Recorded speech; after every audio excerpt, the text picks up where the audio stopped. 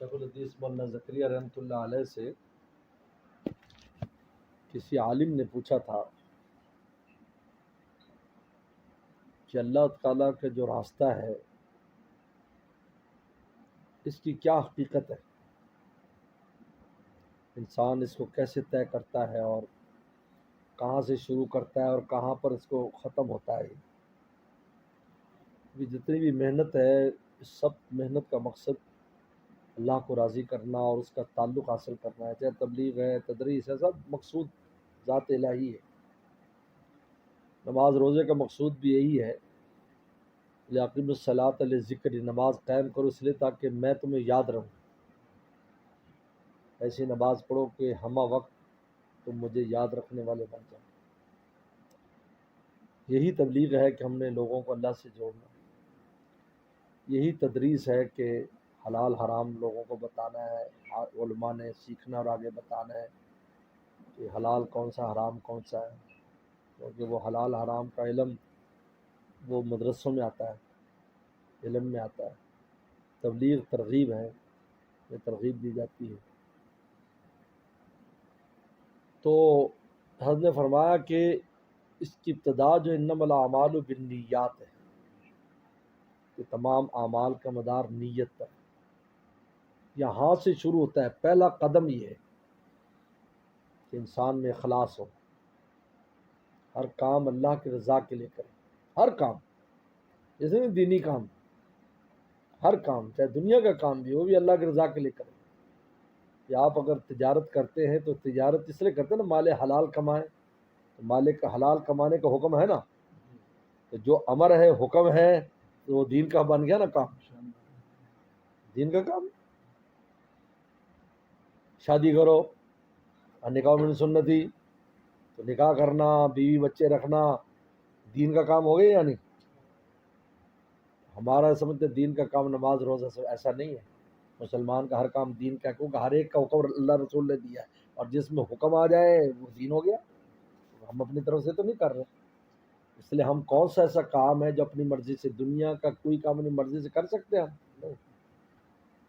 ہر کام کے لیے شریعت کا ایک طریقہ کار ہے، یوں کرنا ہے، یہ یوں کرنا ہے، یہ یوں کرنا ہے۔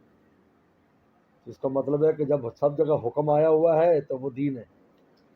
اس لیے رسول اللہ صلی اللہ علیہ وسلم نے مسلمان کی مثال کھجور سے دی تھی، مسلمان کھجور کی طرح ہے، کیونکہ کھجور کی ہر شے کام آتی ہے، گٹھلی بھی کام آتی ہے، اس کی تسبیح بنتی ہے۔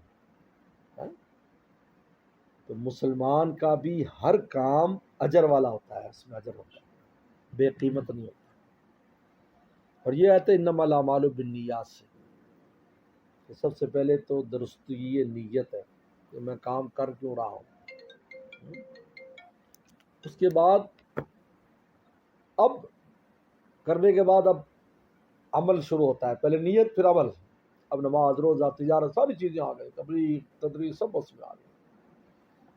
اب اس پر انسان محنت کرتا ہے، اس میں پیغمبر اسلام کی سنت کو سامنے رکھتا ہے، حلت حرمت کو سامنے رکھتا ہے، گناہوں سے بچتا ہے۔ کرتے کرتے پھر ایک مقام آتا ہے کہ انت عبد اللہ کانک تراہ، کہ تو ایسے عبادت کر گویا کہ تو اللہ تعالیٰ کو دیکھ رہا ہے۔ فَإِن لَّمْ تَكُن تَرَاهُ فَإِنَّهُ يَرَاكَ، اگر تو نہیں دیکھ رہا تو اللہ تعالیٰ تجھے دیکھ رہے ہیں۔ یہ 24 گھنٹے یہ کیفیت حاصل ہو جائے، یہ منتہا ہے، منتہا۔ جب آپ کوئی کام کریں آپ سمجھو اللہ تعالیٰ کی ذات کے سامنے ہوں گے بالکل۔ تو پھر حدیث شریف میں آتا ہے بخاری میں کہ میں اس آدمی کی زبان بن جاتا ہوں، اس کا کان بن جاتا ہوں، اس کا ہاتھ بن جاتا ہوں، اس کا پاؤں، یعنی پھر کوئی کام اللہ کی مرضی کے بغیر اس کا ہوتا ہی، جو کام کرے گا اس میں اللہ کی مرضی شامل ہے، تو سب اللہ تعالیٰ کو ان کاموں کی نسبت ہو جاتی ہے۔ تو یہ ابتدا ہے، یہ انتہا ہے، انت عبد اللہ کانک تراہ۔ اس لیے حدیث جبرائیل میں جو باتیں پوچھی 20 دن پہلے وسلم کے دنیا جانے سے پوچھا، ایمان کیا ہے؟ انہوں نے کہا عقیدے کا نام ایمان ہے۔ اسلام کیا ہے؟ کہا کہ اعمال نماز روزہ اسلام ہے۔ ان کا احسان کیا ہے؟ ان کا انت عبد اللہ کانک تراہ، یعنی ایمان اسلام پر عمل کرتے کرتے اس مقام پر چلے جاؤ کہ تمہیں ہر وقت اس بات کا استحضار رہے کہ میرا اللہ مجھے دیکھ رہا ہے۔ چنانچہ وہ مشہور واقعہ آپ نے سنا ہوگا، حضرت عمر رضی اللہ عنہ رات کو گشت کر رہے تھے اور ایک بڑھیا بیوہ اپنی بیٹی سے کہہ رہی تھی کہ پانی، اونٹنی کے دودھ میں پانی ملا دو۔ تو انہوں نے کہا کہ اماں آپ کو پتہ نہیں اعلان ہوا ہے، حضرت عمر نے اعلان کرایا تھا تازہ تازہ کہ بھئی دودھ خالص بیچا کرو، پانی نہ ملاؤ۔ پہلے ملا لیتے تھے اور لوگوں کو پتہ بھی ہوتا تھا، لیکن وہ اعلان ہو گیا۔ تو فوراً اس بڑھیا نے کہا کہ عمر تو اپنے گھر میں سو رہا ہے، انہیں ہمارے مسائل کا کیا پتہ کہ ہم کس مسئلے میں ہیں، ہم غریب ہیں، ہمارے گھر میں اور معیشت نہیں، اس سے کچھ پیسے زیادہ آ جاتے ہیں تو ہمارا گھر کا خرچہ چلتا ہے۔ تو بیٹی نے فوراً کہا تھا عمر تو سو رہا ہے اماں، عمر کا اللہ تو نہیں سو رہا۔ یہ لفظ ہے، یہ کون سے مقام، یہ مقام احسان تھا، یہ کیا تھا؟ ہاں، عمر جو باہر سن رہے ہیں۔ گھر گئے، گھر جانے کے بعد آپ نے ان سے کہا، آپ نے اپنے بیٹے عاصم سے کہا، یہ صحابی تو نہیں ہے، تابعی ہیں، انہوں نے کہا کہ بیٹا میری مرضی پر شادی کرو گے؟ کہ جی جی ابا جان۔ اس بیوہ کی بیٹی کو پیغام نکاح دیا امیر المومنین نے۔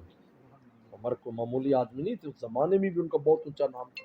انہوں نے کہا کہ پیغام ہوئی، یعنی ایک رات پہلے وہ یتیم بچی ہے بیوہ کی، اور ایک رات کے بعد امیر المومنین کی بہو ہے، اور پھر اسی مقام احسان کی وجہ سے اللہ نے ان کی اولاد میں عمر بن عبدالعزیز پیدا فرمائے۔ تو یہ عمر بن عبدالعزیز جو ہیں یہ اسی بیٹی کی اولاد میں سے آگے ہیں۔ ہاں جی، اسی بیٹی کی اولاد میں سے، یہ مقام احسان ہے۔ تو لہذا ہمیں ایک تو ابتدا کو دیکھنا چاہیے کہ ہر عمل سے پہلے ہمارا کوئی عمل ایسا نہ جو غیر اللہ کے لیے ہو، چاہے دنیاوی کیوں نہ ہو، اس میں بھی اللہ کی رضا شامل کرے۔ حدیث میں آتا آپ نے فرمایا ایک صحابی سے کہ تو لقمہ اپنی بیوی کے منہ میں دے، لیکن اس میں بھی تو یہ نیت کر دے اللہ خوش ہو جائے تو تجھے اس پر بھی اجر ملے گا۔ اب بتائیے اس سے زیادہ کیا ہے؟